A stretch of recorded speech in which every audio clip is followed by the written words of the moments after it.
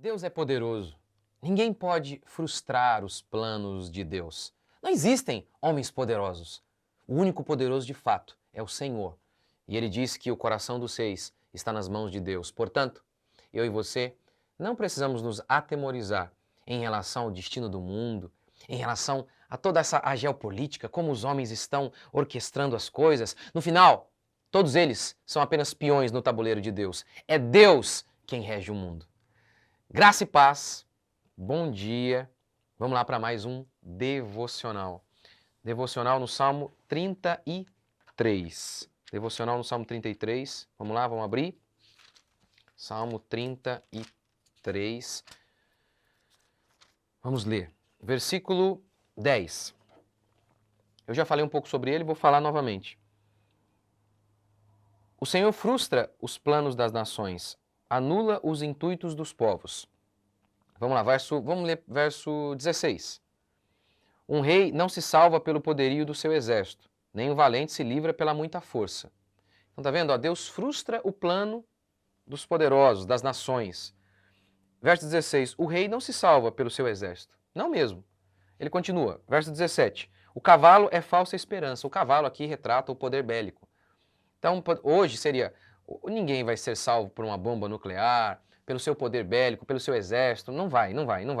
Pelas suas armas poderosas. Desculpa, o 15, eu não li. Aquele que forma o coração de todos eles e que contempla todas as suas obras. O verso 13 ele fala, Deus vê os filhos dos homens, Deus é aquele que forma o coração dos homens. Veja bem, Deus forma o coração dos homens.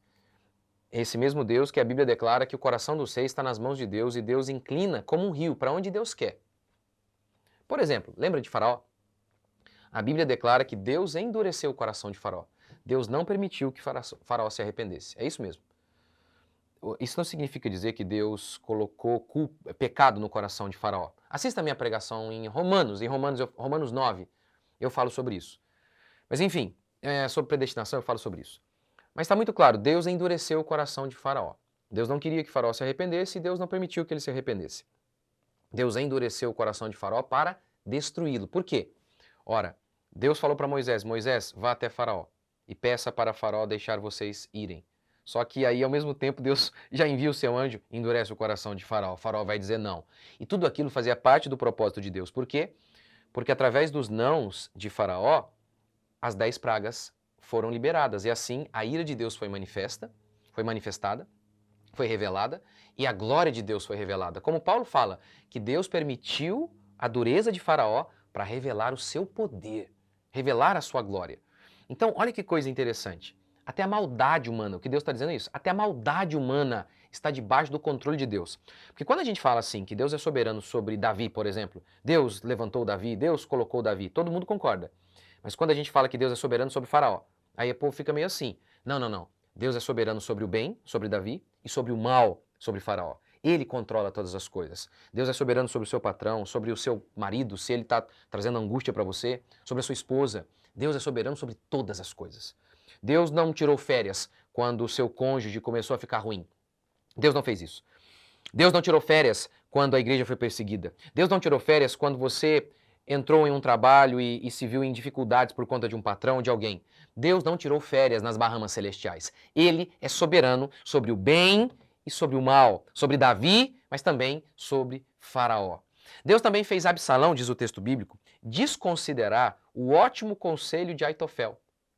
Lembra? Davi tem que sair fugido porque Absalão, seu filho, quer tomar o reino. E aí então diz o texto bíblico que Aitofel, ele ficou para ajudar o rei Absalão. E aí então Davi orou, Senhor, torne o conselho de Aitofel em loucura. E o que aconteceu? Exatamente assim. Aitofel deu um bom conselho, mas Absalão não ouviu. Por quê? Porque Deus pegou o coraçãozinho de Absalão e falou, você não vai escutar esse bom conselho. Você não vai. Por quê? Porque sou eu quem manda no seu coração, eu mando em tudo. Eu sou soberano sobre tudo, inclusive sobre o coração humano. Eu sei, o povo não gosta muito disso, dessas doutrinas. Falam, vocês são calvinistas. Não, foi Paulo que falou isso. É a Bíblia que declara. Então, apesar de todo o poder os homens não concretizarão seus planos. É isso que o Salmo está dizendo. O homem pode fazer planos, mas quem dirige os passos é Deus. Gente, veja isso ao longo da história. Eu citei aqui alguns exemplos bíblicos, mas, por exemplo, as nações poderosas que ruíram. A União Soviética. Vamos estabelecer o paraíso. Acabou. Revolução Francesa. Liberdade, igualdade, fraternidade era o lema deles. Realidade? Expectativa é realidade. Execuções sumárias, cabeças penduradas, milhares de mortes, mãe de todos os regimes totalitários desgraçados do século passado. Veja que coisa interessante que o Laurentino Gomes, no livro 1889, ele fala. As grandes ideologias do século XIX tinham em comum a noção de que era possível reformar as sociedades e o Estado para acelerar o progresso humano rumo a uma era de maior prosperidade e felicidade geral.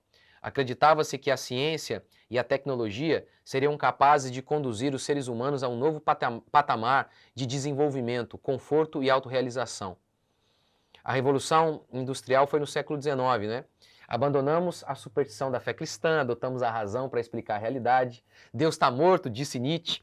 Em 1859, Darwin publicou o seu livro, né, que daria base para a ciência moderna, né, e para o ateísmo. Enfim, tudo isso, vai. Tá vendo? Olha o contexto. O contexto aqui. O homem, Laurentino Gomes vai dizer que por conta da ciência e das ideologias, né, socialismo, o homem estava cheio de expectativa em relação ao século que estava para vir. O século XX vai ser maravilhoso. Vai ser maravilhoso, porque agora a gente já abandonou a fé cristã, abandonou esse misticismo aí, a gente tem a ciência agora como nosso Deus, e temos o socialismo como uma ideologia que promete trazer o paraíso à Terra. Então, Laurentino Gomes vai dizer o seguinte, o século XX começa com a humanidade ocidental, o povo ocidental, muito motivado. E o que aconteceu? Eu conto a vocês...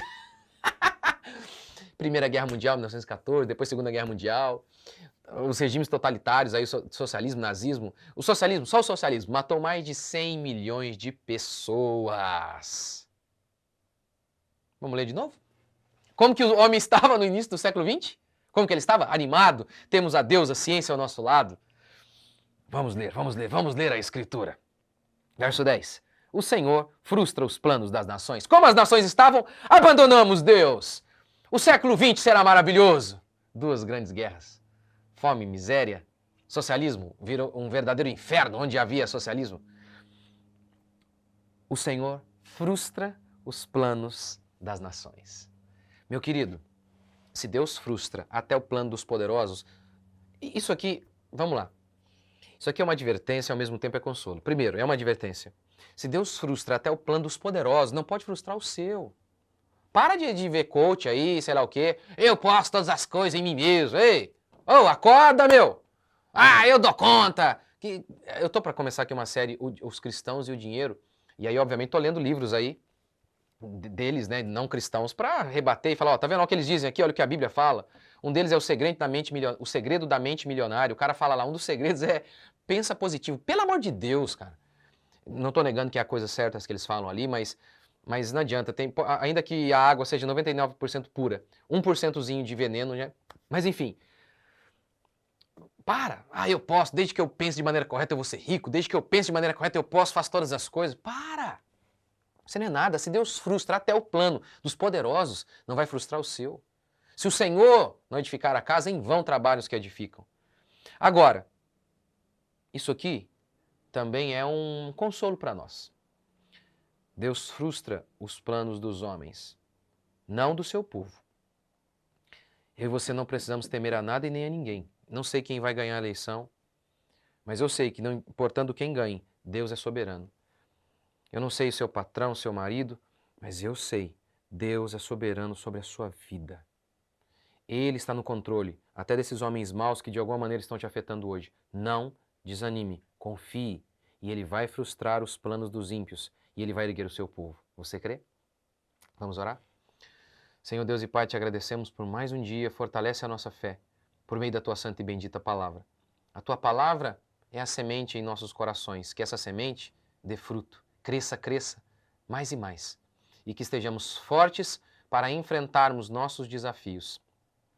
Eu oro Fortalece cada um de meus amigos e irmãos, que a graça do Senhor esteja sobre eles em mais este dia, que eles possam ir para o trabalho e o Senhor possa conduzi-los onde quer que eles estejam. Que a graça do Senhor seja com cada um deles. Livre-os do mal e, acima de tudo, Pai, leve-os à genuína fé e ao genuíno arrependimento a cada dia, em nome de Jesus.